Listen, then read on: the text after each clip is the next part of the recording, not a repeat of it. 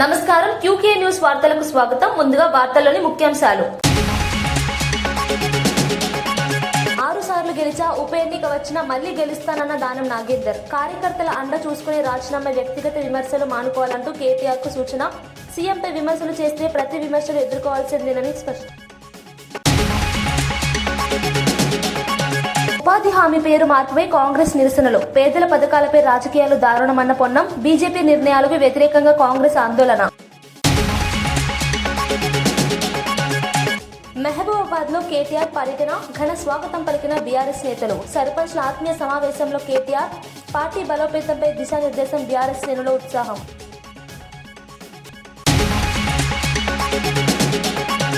వెలిగొండ ప్రాజెక్టుపై మంత్రి నిమ్మల సమీక్ష. 2026 జూన్ నాటికి వెలిగొండ పూర్తి లక్ష్యమని వెల్లడి. ప్రాజెక్టుతో రైతులకు సాగునీటి లాభం చేకూరుతుందని వ్యాఖ్య. నిధుల కొరత లేకుండా పనులు వేగవంతం అవుతుందని వ్యాఖ్య. నాణ్యతపై రాజీ లేదన్న మంత్రి. విశాఖ స్టీల్ ప్లాంట్ పై జగ్గారెడ్డి విమర్శ. స్టీల్ ప్లాంట్ పై నేతల నాటకం, కీలక అంశాల్లో మౌనం అన్యాయమని వ్యాఖ్య. ప్రైవేటీకరణపై స్పష్టత కోరిన జగ్గారెడ్డి. ప్రజలు ఈ రాజకీయ యాక్టింగ్ గమనించాలని వెల్లడి.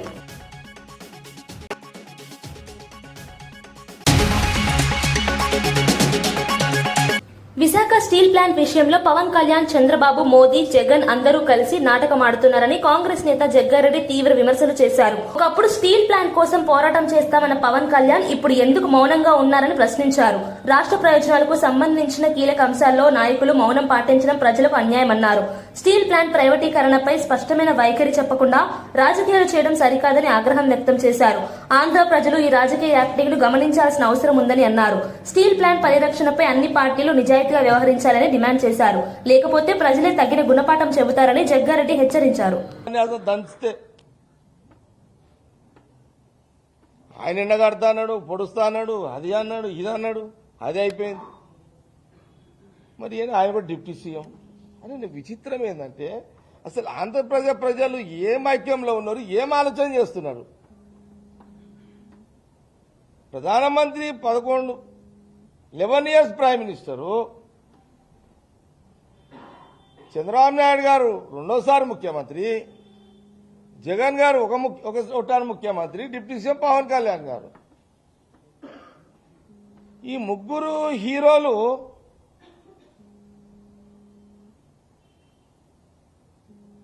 అంటే యాక్టింగా, ఇంత దారుణమైన యాక్టింగా ఇది ఎందుకు గమనిస్తలేరు? ఇది జీవితంతో కూడుకున్న స్టీల్ ప్లాంట్.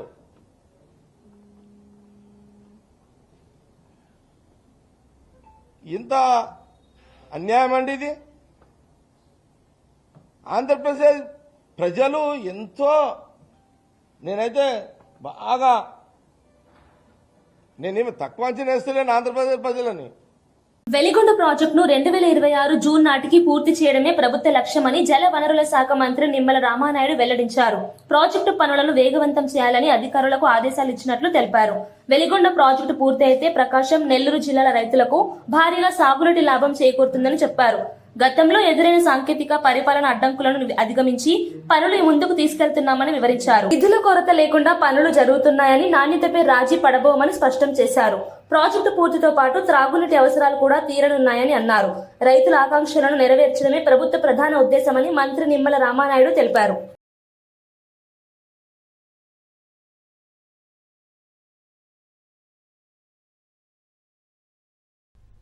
అత్యంత వెనకబడినటువంటి ఫ్లోరైడ్ బాధితులైనటువంటి ప్రకాశం జిల్లాకు త్రాగునీరు, సాగునీరు అందించాలనేటువంటి లక్ష్యంతో వెలిగొండ ప్రాజెక్టును ఎట్టి పరిస్థితులైనా రేపు 2026 జూన్ కల్లా పూర్తి చేయాలని చంద్రబాబు నాయుడు గారు మాకు ఇచ్చినటువంటి లక్ష్యానికి అనుగుణంగా పనులు చేస్తూ ప్రతి వారము కూడా రివ్యూ చేస్తూ టన్నెల్ 2కు సంబంధించినటువంటి ఆ లైనింగ్ మేము అధికారంలోకి వచ్చే సమయానికి 7 కిలోమీటర్లుంటే ఈ 14-15 నెలల కాలంలో మరి 3.2 కిలోమీటర్ల లైనింగ్ని పూర్తి చేస్తాం. మిగిలిన బ్యాలెన్స్ ఇంకా దాదాపు 3.6 కిలోమీటర్లు ఏదైతే ఉందో దాన్ని కూడా రేపు జూన్లో పూర్తి చేసేటువంటి విధంగా నెలల వారీగా కూడా వాళ్ళకి లక్ష్యాన్ని నిర్దేశించడం జరిగింది.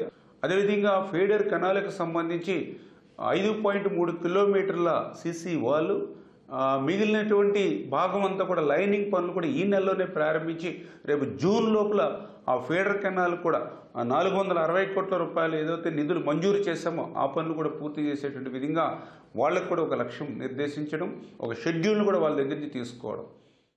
వీర్ సాహిబ్జాదేల వీరమరణం భారతీయ నాగరికత చరిత్రలో అత్యంత ప్రేరణాత్మక అధ్యాయాలలో ఒకటని బీజేపీ రాష్ట్ర అధ్యక్షుడు రామచంద్రరావు అన్నారు. చిన్న వయసులోనే వారు చూపిన ధైర్యం, విశ్వాసం, ధర్మ నిబద్ధత యావత్ దేశానికి ఆదర్శమని పేర్కొన్నారు. వయస్సు ధైర్యానికి అడ్డు కాదని, అన్యాయానికి ఎదురొడ్డి నిలబట్టమే వారి త్యాగం ద్వారా ప్రపంచానికి ఇచ్చిన సందేశమని చెప్పారు. మతం, ధర్మం, గౌరవం కోసం ప్రాణత్యాగం చేసిన వీర్ సాహిబ్జాదేల త్యాగం తరతరాలకు మార్గదర్శకంగా నిలుస్తుందన్నారు. వారి వీరగాథను యువత తెలుసుకోవడం ఎంతో అవసరమని అభిప్రాయపడ్డారు. దేశభక్తి విలువల పట్ల నిబద్ధత పెంపొందించడంలో ఇలాంటి చరిత్రాత్మక ఘట్టాలు కీలక పాత్ర పోషిస్తాయని రామచంద్రరావు పేర్కొన్నారు.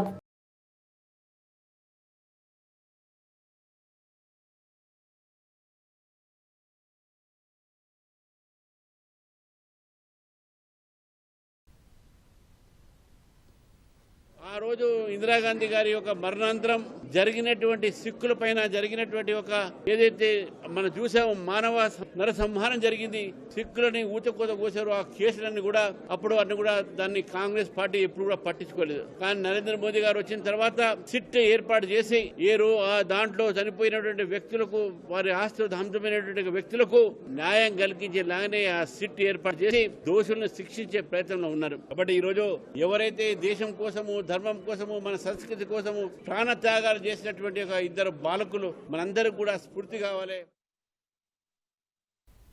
బీఆర్ఎస్ వర్కింగ్ ప్రెసిడెంట్ కేటీఆర్ వ్యాఖ్యలపై కాంగ్రెస్ ఎమ్మెల్సీ బల్మూరి వెంకట్ తీవ్ర స్థాయిలో విరుచుకుపడ్డారు. ముఖ్యమంత్రి రేవంత్ రెడ్డిపై కేటీఆర్ వ్యక్తిగత విమర్శలు చేయడం సరికాదని ఆయన మండిపడ్డారు. గత 10 ఏళ్ల బీఆర్ఎస్ పాలనలో ప్రజలు తీవ్రంగా నష్టపోయారని, అయినా కూడా పార్టీ నేతలకు ఇంకా బుద్ధి రాలేదని వ్యాఖ్యానించారు. కేటీఆర్ అహంకారంతో మాట్లాడుతున్నారని, నిరాధార ఆరోపణలు మానుకోకపోతే ప్రజలే తగిన రీతిలో బుద్ధి చెబుతారని హెచ్చరించారు. రాష్ట్ర అభివృద్ధిపై చర్చించాల్సిన సమయంలో వ్యక్తిగత దూషణలకు దిగడం రాజకీయ పతనానికి నిదర్శనమని అన్నారు.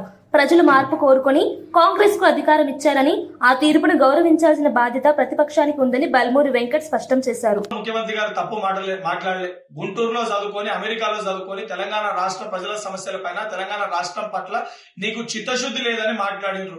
నువ్వు సోయి లేకుండా బీఆర్ఎస్ పార్టీని ఆంధ్రప్రదేశ్ లో పెట్టినప్పుడు, బీఆర్ఎస్ పార్టీ అక్కడ ఏదైతే రాజకీయ లబ్ధి కోసము నన్ను ఆంధ్రప్రదేశ్ ప్రజలు భీమవరంలో పోటీ చేయమంటారు అని చెప్పి నువ్వే ఒక ప్రసంగంలో మాట్లాడినావు.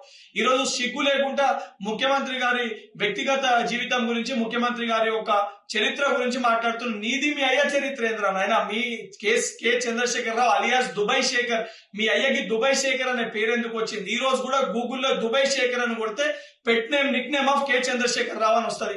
మరి ఆ రోజు దొంగ పాస్పోర్ట్ల పైన మీ అయ్య చేసిన ఘనకార్యం ఏంటి? అవన్నీ మర్చిపోయినావా? గతాన్ని మర్చిపోయి ఉద్దేశించి నువ్వు మాట్లాడుతున్నావు.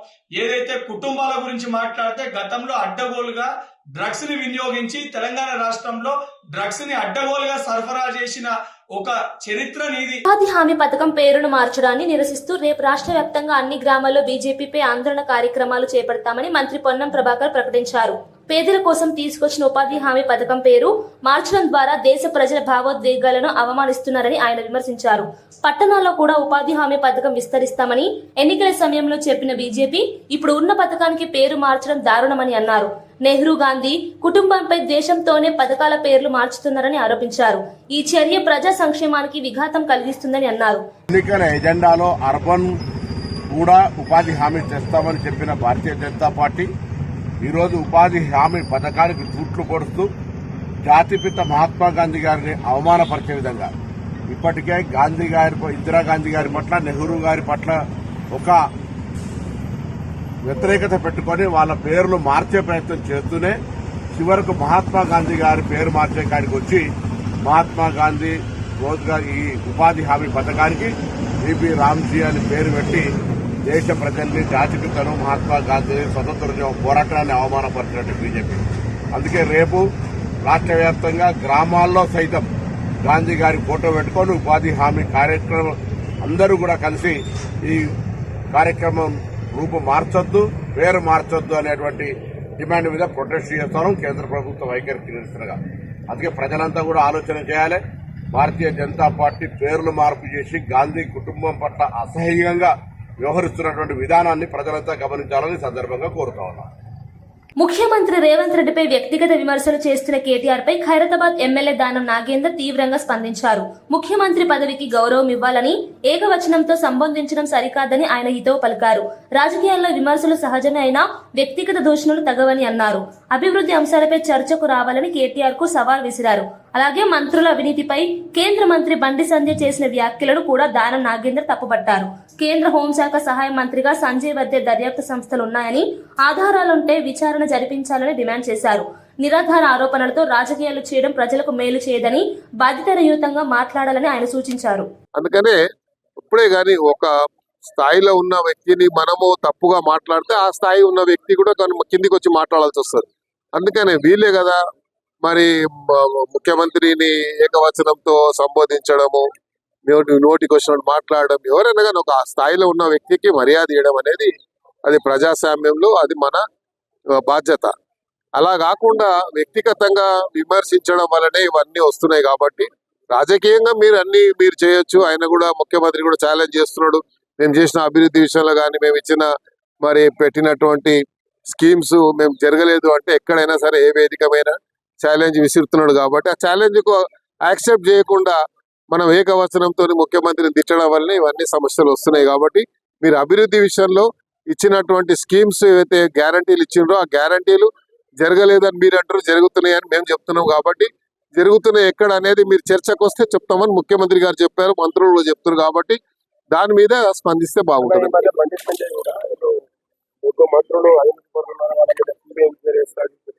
ఇప్పుడు ఆయన కేంద్ర మంత్రి ఉన్నాడు, ఆయన మన కేంద్ర మంత్రుల గురించి చెప్పిండా, రాష్ట్ర మంత్రుల గురించి చెప్పిండా మనకు తెలియదు కదా. కాబట్టి ఏదైనా సరే బండి సంజయ్ గారు ఆయన ఒక మన హోమ్ మినిస్టర్ ఉన్నాడు. హోమ్ మినిస్టర్ ఉంటే అన్ని విభాగాలు ఆయన చేస్తుంటాయి. సిబిఐ కానీ, ఈడీ కానీ అన్ని స్టేట్ మినిస్టర్ కంట్రోలే ఉంటాయి, కేబినెట్ మినిస్టర్ కంట్రోల్ ఉంటాయి. కాబట్టి ఆయన స్థాయిలో మేము తెప్పించుకుంటున్నాం. ఎందుకు సమాచారం ఉంటే యాక్షన్ తీసుకోవాలని. ఎన్నికల్లో గెలిచిన సర్పంచ్లు ప్రజల నమ్మకాన్ని నిలబెట్టుకునేలా పనిచేయాలని పర్యాటక శాఖ మంత్రి జూపల్లి కృష్ణారావు సూచించారు. గ్రామాభివృద్ధి ప్రధాన లక్ష్యంగా పనిచేయాలని, రాజకీయాలకు అతీతంగా అందరికీ సేవలు అందించాలని దిశానిర్దేశం చేశారు. గ్రామాల్లో మౌలిక సదుపాయాలు, పారిశుద్ధ్యం, తాగునీరు, రహదారుల అభివృద్ధిపై ప్రత్యేక దృష్టి పెట్టాలని అన్నారు. ప్రజలు ఇచ్చిన అవకాశాన్ని సద్వినియోగం చేసుకుని పారదర్శకంగా పాలన అందించాలని హితవు పలికారు. గ్రామ సర్పంచ్లు ప్రభుత్వ పథకాలను సమర్థంగా అమలు చేస్తేనే గ్రామాల సమగ్ర అభివృద్ధి సాధ్యమవుతుందని చెప్పారు. ప్రజల సమస్యలను నేరుగా తెలుసుకుని పరిష్కరించాలన్నది ప్రభుత్వ ఆశయమని మంత్రి స్పష్టం చేశారు. నమ్మకం ఈ పేరు శాశ్వతం ఉంటుంది. పదవి ఉంటుంది, పదవి ఉన్న రోజు సర్పంచ్ అంటాం, ఆఖరకు చనిపోయేదాకా కూడా ఎక్స్ సర్పంచ్ అంటారు. ఇది కిరాణా దుకాణంలో కొనుక్కుంటే వచ్చేది కాదు, గొప్ప అవకాశం. ఒక పేరు అంటే ఈ నమ్మకాన్ని వమ్ము చేయకుండా ఈ పేరు ఉన్న మీ ఏ పేరుతోటి ఏ ప్రతితోటి దీని ద్వారా మీ పేరు ఇంకా గొప్ప కావాలి. మీకు మీ కుటుంబ సభ్యులకు శాశ్వతంగా కీర్తి ప్రతిష్ట రావాలా. తద్వారా కాంగ్రెస్ పార్టీ పలుకుబడి పెరుగుతుంది.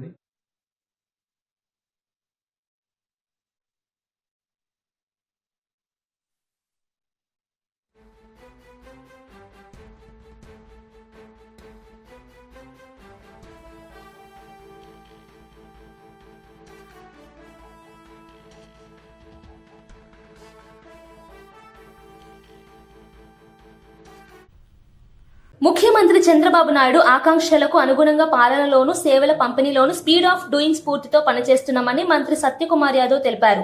ప్రజలకు వేగంగా సేవలు అందించడమే కూటమి ప్రభుత్వ లక్ష్యమని అన్నారు. గతంలో ఆలస్యంగా జరిగిన పనులను వేగవంతం చేస్తూ అభివృద్ధి కార్యక్రమాలు అమలు చేస్తున్నామని వివరించారు. ప్రతి శాఖలో స్పష్టమైన లక్ష్యాలతో పనులు జరుగుతున్నాయని చెప్పారు. ప్రజల సమస్యలకు తక్షణ పరిష్కారం అందేలా పాలనా వ్యవస్థను మరింత చురుకుగా మారుస్తున్నామని పేర్కొన్నారు. ఫలితాల ఆధారిత పాలనతో ప్రజల్లో విశ్వాసం పెరుగుతోందని మంత్రి అభిప్రాయపడ్డారు.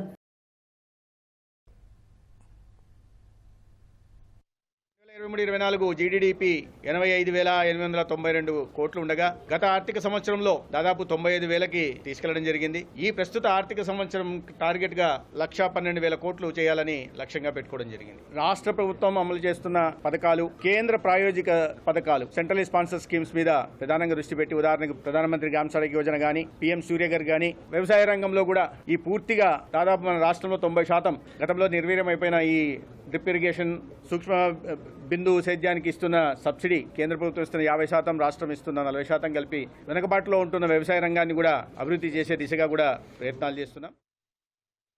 గుంటూరులోని శంకర్ విలాస్ వంతెన నిర్మాణ పనులు నిలిచిపోలేదని, పూర్తి స్థాయిలో కొనసాగుతున్నాయని కేంద్ర మంత్రి పెమ్మసాని చంద్రశేఖర్ స్పష్టం చేశారు. రైల్వే ట్రాక్ పై ఉన్న పాత బ్రిడ్జి తొలగింపు పనులు త్వరలో ప్రారంభమవుతాయని తెలిపారు.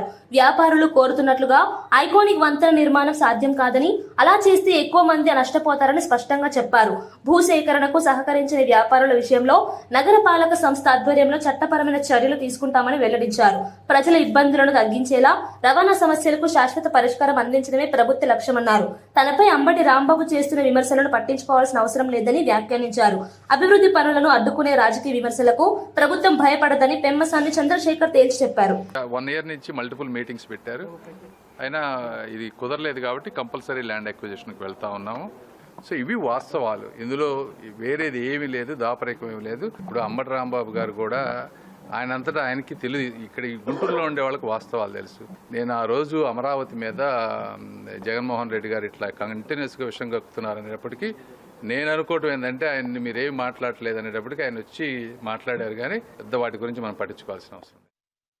మహబూబాబాద్ జిల్లాలో బీఆర్ఎస్ వర్కింగ్ ప్రెసిడెంట్ కేటీఆర్ పర్యటనకు పార్టీ శ్రేణులు ఘన స్వాగతం పలికారు. పెద్దవంగరం మండల కేంద్రంలో మాజీ మంత్రి ఎర్రబెల్లి దయాకర్ రావుతో పాటు బీఆర్ఎస్ కార్యకర్తలు కేటీఆర్ కు ఉత్సాహంగా స్వాగతం తెలిపారు.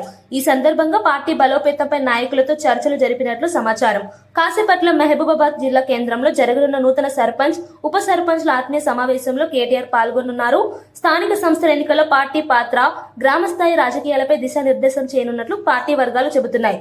ప్రభుత్వ వైఫల్యాలను ప్రజల్లోకి తీసుకెళ్లే కార్యాచరణపై కూడా చర్చ జరగనున్నట్లు సమాచారం. కేటీఆర్ పర్యటనతో జిల్లాలో బీఆర్ఎస్ శ్రేణుల్లో ఉత్సాహం నెలకొంది.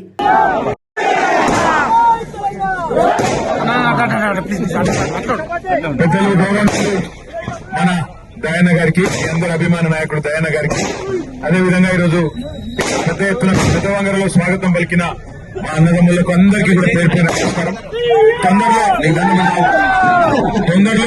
తొందరలో ఒక 4-5 రోజుల్లోనే దయాన్న టైం తీసుకొని జనగామలో మళ్ళా కలుసుకుందాం. ఇలా జర మహబాద్ ఇప్పటికే ఆలస్యమైంది, అందరూ ఎదురు చూస్తారు. మీరు కూడా దయచేసి రండి, అక్కడ అందరం కలిసి కూర్చుందాం. మళ్ళా పిలుస్తా అని చెప్పి దయాన్న చెప్పిండు, కాబట్టి తొందరలో మళ్ళా వచ్చి మొత్తం మీ అందరితో దినమంతా ఉండిపోతే దయచేసి అక్కడ మహబాద్ దగ్గర చూస్తున్నారు, ఏమనుకోవద్దు. మళ్ళీ ఒక్కసారి మీ అందరికీ పేరు పేరున ధన్యవాదాలు. ఇంత పెద్ద ఎత్తున స్వాగతం పలికినందుకు జై తెలంగాణ.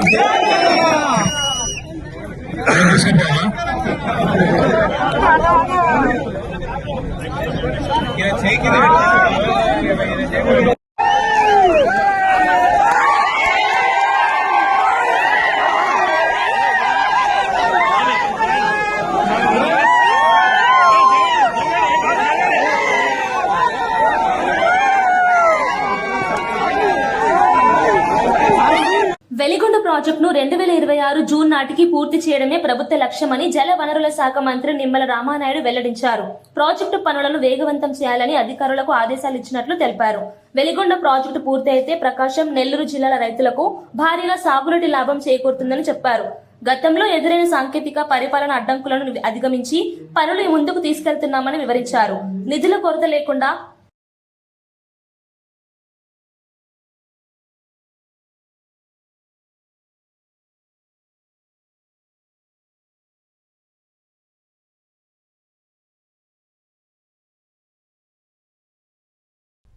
అత్యంత వెనకబడినటువంటి ఫ్లోరైడ్ బాధితులైనటువంటి ప్రకాశం జిల్లాకు త్రాగునీరు, సాగునీరు అందించాలనేటువంటి లక్ష్యంతో వెలిగొండ ప్రాజెక్టును ఎట్టి పరిస్థితులైనా రేపు 2026 జూన్ కల్లా పూర్తి చేయాలని చంద్రబాబు నాయుడు గారు మాకు ఇచ్చినటువంటి లక్ష్యానికి అనుగుణంగా పనులు చేస్తూ ప్రతి వారము కూడా రివ్యూ చేస్తూ టన్నెల్ 2కు సంబంధించినటువంటి లైనింగ్ మేము అధికారంలోకి వచ్చే సమయానికి 7 కిలోమీటర్లుంటే ఈ 14-15 నెలల కాలంలో మరి 3.2 కిలోమీటర్ల లైనింగ్ని పూర్తి చేస్తాం. మిగిలిన బ్యాలెన్స్ ఇంకా దాదాపు 3.6 కిలోమీటర్లు ఏదైతే ఉందో దాన్ని కూడా రేపు జూన్లో పూర్తి చేసేటువంటి విధంగా నెలల వారీగా కూడా వాళ్ళకి లక్ష్యాన్ని నిర్దేశించడం జరిగింది. అదేవిధంగా ఫీడర్ కెనాల్కు సంబంధించి 5.3 కిలోమీటర్ల సీసీ వాల్, మిగిలినటువంటి భాగం అంతా కూడా లైనింగ్ పనులు కూడా ఈ నెలలోనే ప్రారంభించి రేపు జూన్ లోపల ఆ ఫీడర్ కెనాల్ కూడా 460 కోట్ల రూపాయలు ఏదైతే నిధులు మంజూరు చేశామో ఆ పనులు కూడా పూర్తి చేసేటువంటి విధంగా వాళ్ళకు కూడా ఒక లక్ష్యం నిర్దేశించడం, ఒక షెడ్యూల్ను కూడా వాళ్ళ దగ్గర నుంచి తీసుకోవడం. వార్తలు ముగించే ముందు ముఖ్యాంశాలు మరోసారి.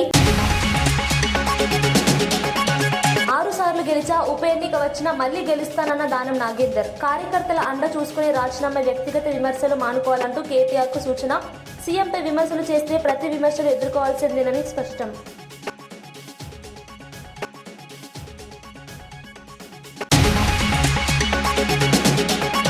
ఉపాధి హామీ పేరు మార్పుపై కాంగ్రెస్ నిరసనలు. పేదల పథకాలపై రాజకీయాలు దారుణమన్న పొన్నం. బీజేపీ నిర్ణయాలకు వ్యతిరేకంగా కాంగ్రెస్ ఆందోళన.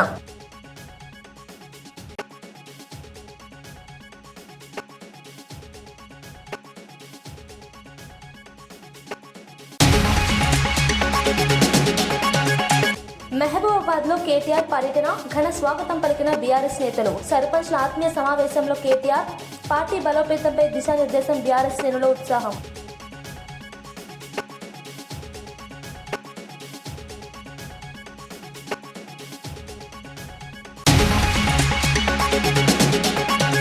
వెలిగొండ ప్రాజెక్టుపై మంత్రి నిమ్మల సమీక్ష. 2026 జూన్ నాటికి వెలిగొండ పూర్తి లక్ష్యమని వెల్లడి. ప్రాజెక్టుతో రైతులకు సాగునీటి లాభం చేకూరుతుందని వ్యాఖ్య. నిధుల కొరత లేకుండా పనులు వేగవంతం అవుతుందని వ్యాఖ్య. నాణ్యతపై రాజీ లేదన్న మంత్రి. విశాఖ స్టీల్ ప్లాంట్పై జగ్గారెడ్డి విమర్శ. స్టీల్ ప్లాంట్పై నేతల నాటకం. కీలక అంశాల్లో మౌనం అన్యాయమని వ్యాఖ్య. ప్రైవేటీకరణపై స్పష్టత కోరిన జగ్గారెడ్డి. ప్రజలు ఈ రాజకీయ యాక్టింగ్ గమనించాలని వెల్లడి.